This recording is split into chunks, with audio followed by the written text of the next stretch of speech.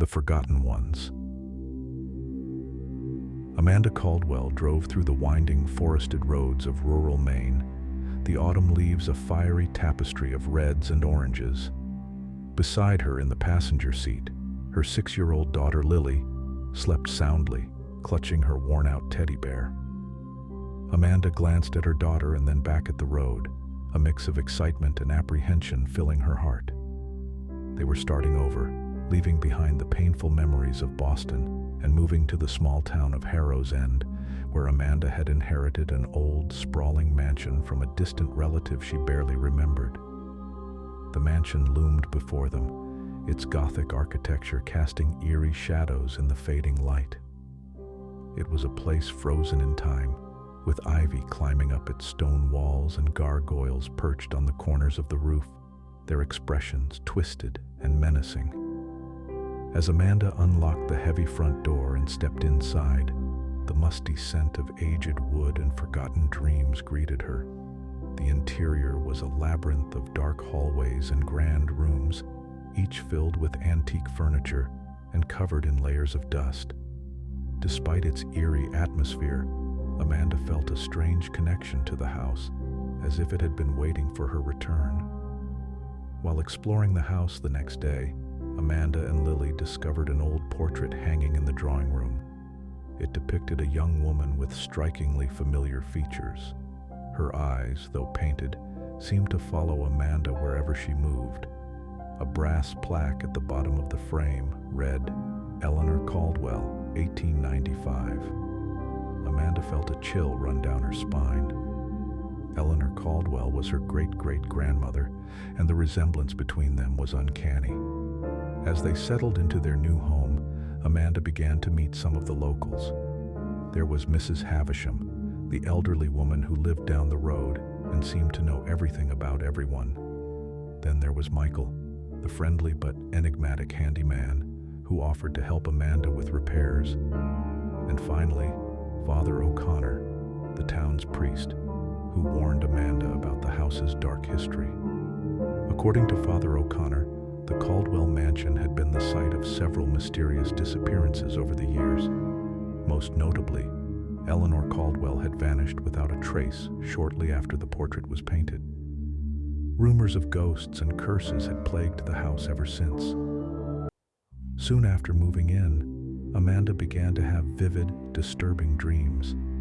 She dreamt of a woman running through the forest, pursued by unseen terrors. In these dreams, Amanda was not just an observer, but seemed to be experiencing the woman's fear and desperation firsthand. Each night, the dreams grew more intense, and Amanda started to notice strange occurrences around the house. Footsteps in empty rooms, whispers in the dark, and objects moving on their own. One rainy afternoon, Amanda stumbled upon a hidden door in the basement, concealed behind a stack of old crates. The door led to a small, windowless room that contained a single item, a dusty journal belonging to Eleanor Caldwell. Amanda began to read the journal, uncovering Eleanor's story of love, betrayal, and ultimately, her tragic fate. Eleanor had fallen in love with a man named James, who had promised to take her away from Harrow's End. But James had betrayed her, and in her despair, Eleanor had cursed the house and all its future inhabitants. Desperate for answers, Amanda sought out Mrs. Havisham, who was rumored to be a medium. Mrs. Havisham agreed to conduct a seance in the mansion, hoping to contact Eleanor's spirit and find a way to lift the curse. That night, in the flickering candlelight, the air grew cold and a palpable sense of dread filled the room. As Mrs. Havisham chanted and called out to Eleanor, the house seemed to come alive, groaning and creaking as if it were a living entity. Suddenly, the candles extinguished, plunging the room into darkness. In the silence, a voice echoed through the room, Eleanor's voice. She spoke of her sorrow, her anger, and her desire for revenge. But she also spoke of hope, revealing that the curse could be broken if her remains were found and given a proper burial. Determined to end the haunting, Amanda and Michael searched the grounds for Eleanor's remains. After days of digging and exploring, they found a hidden crypt beneath the garden. Inside, they discovered a coffin marked with Eleanor's name. As they opened the coffin, they found not only Eleanor's remains but also a locket containing a picture of Amanda and Lily.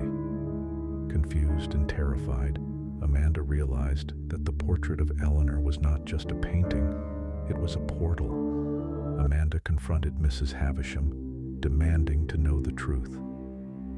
With a heavy heart, Mrs. Havisham revealed that Amanda was the reincarnation of Eleanor, and Lily was the reincarnation of Eleanor's lost child. The mansion had called them back to set things right. The portrait, the dreams, and the eerie occurrences were all part of Eleanor's plan to guide Amanda to the truth and end the curse. With Eleanor's remains properly buried in the churchyard, the mansion's oppressive atmosphere lifted. The whispers ceased, and the house seemed to settle into a peaceful silence. Amanda felt a sense of closure, knowing that Eleanor's spirit could finally rest. As she and Lily stood in the garden, watching the sunset, Amanda felt a connection to her ancestor and a newfound hope for their future. But as they turned to go inside, Amanda caught a glimpse of a figure in the window, a young woman with familiar eyes, watching over them with a gentle smile. Eleanor was gone, but her love and protection remained. The new beginning. Months later, Amanda and Lily had fully settled into their new life in Harrow's End. The mansion, once a place of fear and sorrow, had become a home filled with warmth and laughter. Amanda continued to explore her family history, uncovering stories of strength and resilience that inspired her daily. She knew that the mansion held many more secrets, but she was no longer afraid. With Lily by her side, she was ready to face whatever came next, knowing that they were never truly alone.